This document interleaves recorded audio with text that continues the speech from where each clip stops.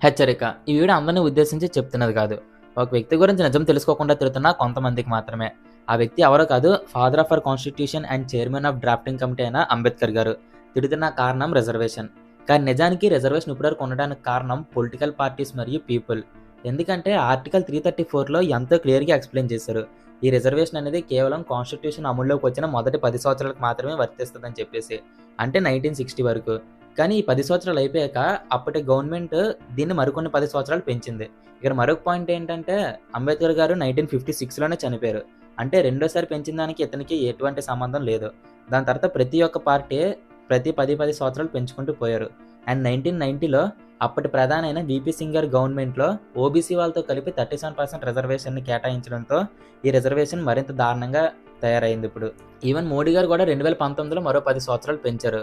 మరి ఇక్కడ పీపుల్ యొక్క తప్పు ఏంటనుకుంటున్నారా? నిజానికి మన రాజ్యాంగాన్ని కేవలం అంబేద్కర్ గారు ఒకరే రాయలేదు.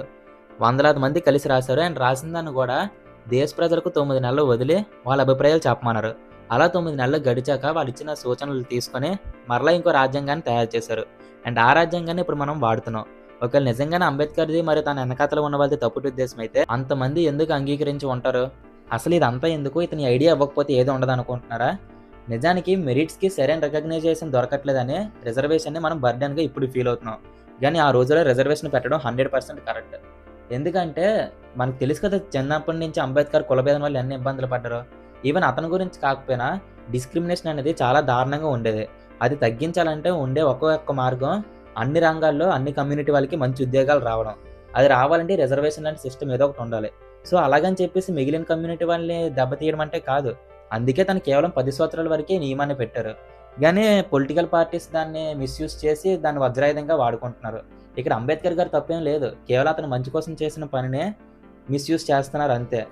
సో నాకైతే ఇందులో అంబేద్కర్ గారి తప్పేం లేదనిపిస్తుంది.